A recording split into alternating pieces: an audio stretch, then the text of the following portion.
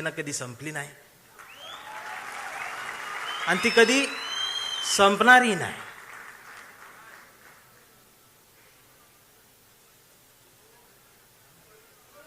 तुम्ही मराठी माणसासाठी लढलात. तुमच्या प्रामाणिकपणाला महाराष्ट्रानं जवळ केलंत आणि मग या माय मराठीने ही सत्ता तुमच्या पदरात दिली. याचा विसर पडल्यामुळं बरीच गणित हल्लीत असं मला वाटतं. त्यामुळं हसा, तुम्ही ओरिजिनल शिवसेनेत आहात. रायगडाच्या पायरीवर मावळ्यांनी सांडलेल्या रक्ताचा साक्षीदार ज्यांना होता येतं त्यांनाच निष्ठा कळत असते आणि त्यांना चवदार तळ्याचं पाणी समजत असतं आणि त्यांनाच भिडेवाड्यातल्या वर्गातल्या सावित्रीनं फळ्यावर गिरवलेल्या पहिल्या अक्षरांचा अर्थ हे त्या निष्ठावंतांनाच कळत असतो. मेंढरांना त्याची किंमत नसते. आणि असं बोलल्यावर मला मारते ती. खरं बोललं की मारते. मी बातम्या बघतोय साहेब 2 दिवस. लोक म्हणतात साहेब भेटत नाही, साहेब जवळ येत नाही. मला प्रश्न पडला, कोरोनाचा काळ आठवला मी. तर आमची आजी टीव्ही बघत असायची, पण आजी घाबरत नव्हती. टीव्हीत फक्त उद्धव साहेबांनाच बघायची. का माहिती आहे? माझ्या आजीला टीव्हीत दिसणारा मुख्यमंत्री तिच्या लेकासारखा वाटला.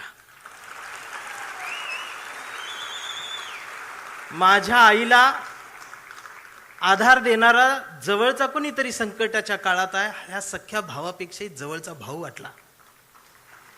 आणि आम्हाला हा मुख्यमंत्री मामासारखा वाटला.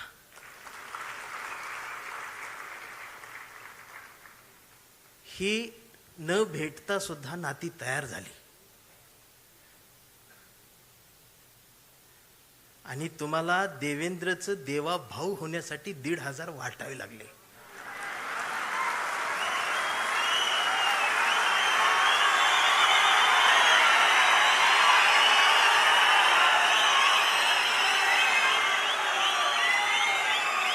आणि बहिणीच्या ताटात दिलेली मतांसाठी जी ओवाळणी निवडून आल्यानंतर ती काढून घ्यायलाही भाऊ विसरला नाही.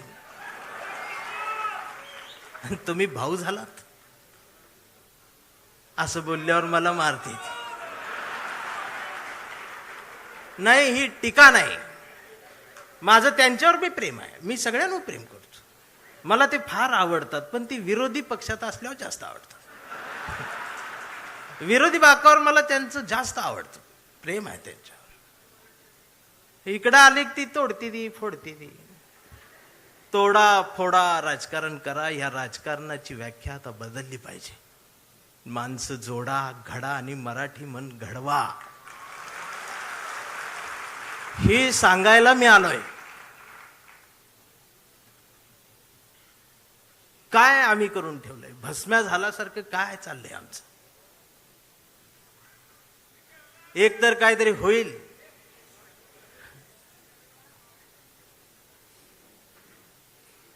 आम्ही 20 मार्काचं नागरिकशास्त्र शिकलेले आहोत. त्यामुळे आम्हाला समजत नाही आमच्यासोबत काय चाललंय. आधी गुवाहाटी, आता जयपूर.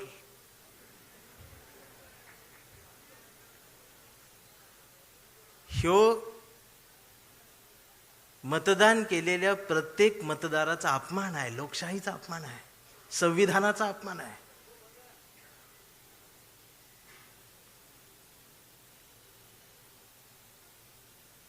चौकात गेलो तर आज कोण म्हणतंय मी हिंदू, कोण म्हणतंय मी मुस्लिम. आधी 2च होते, बरं होतं. आता त्यात भर पडली, त्यात उपवर्गीकरण झालं. कोण म्हणते मी मराठा, मी चांभार, मी बौद्ध, मी माता, मी ह्या, मी त्या. मग मी मध्ये जाऊन म्हणतोय मी मराठी, मी भारतीय. मग मारत्यात. मग म्हणते हे नवीन काय आलं? मी म्हणतोय मी जुना आहे, कडूनो. आता हे कडू काही शिवी नाही. कडू ही महाराष्ट्रातलं प्रसिद्ध आडनाव आहे.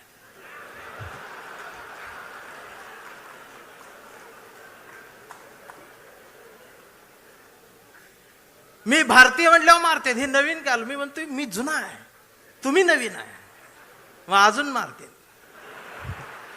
भारतीय होऊन जगायला गेल्यानंतर मी मार खायला लागलो, काळा पडत चाललो. मी गोराच होतो आधी.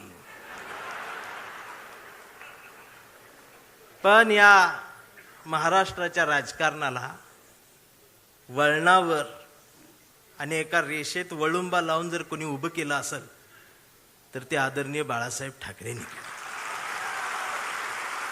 एक अस्मिता दिली. मी सांगू, 2 मैत्रिणी रस्त्यानं निघालेल्या होत्या आणि रस्त्यानं जाता जाता एकीच्या पायाला ठेच लागली.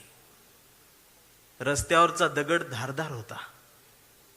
तिचा ठेच लागली, तिच्या अंगठ्याचं नख निघालं आणि रक्त भळभळ व्हायला लागलं. पण तिनं अंगठ्याकडे नाही बघितलं, तर दगडाकडे बघितलं आणि हसलीन पुढं निघाली. दुसरीनं बघितलं, म्हणाली, वेडे, एवढा मोठा दगड पायाला लागला आणि हसतेस काय? ती म्हणाली, जाऊ दे ग, दे सोडून. पुन्हा हसली. ती म्हणाली, थांब, चिंदी तरी बांध, दवाखान्यात चल. हसतेस काय? एवढा मोठा दगड पायाला लागलाय. ती हसत म्हणाली, दे ग सोडून. तर ती पुन्हा हसत म्हणाली, अगं एवढा मोठा दगड पायाला लागलाय तरी सोडून दे कसं काय म्हणतेस? तिनं हसत उत्तर दिलं. ती म्हणाली, अगं माहेरच्याच वाटेवरचा दगड होता, त्याचं एवढं वाईट वाटून काय घ्यायचं?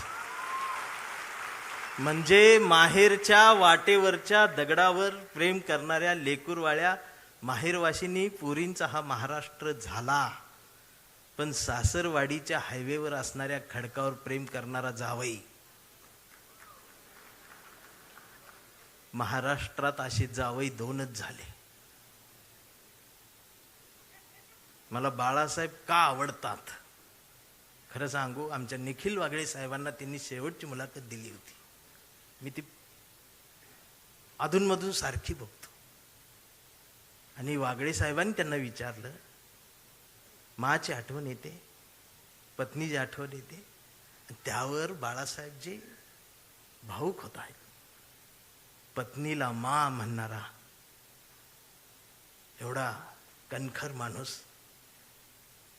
डोळ्यात पाणावतो आणि खिशातला फोटो दाखवतो. हा एक बाळासाहेब. आणि स्वतःच्या पत्नीवर एवढं प्रेम करणारा दुसरा बाळासाहेब महाराष्ट्रात आला आहे, ते म्हणजे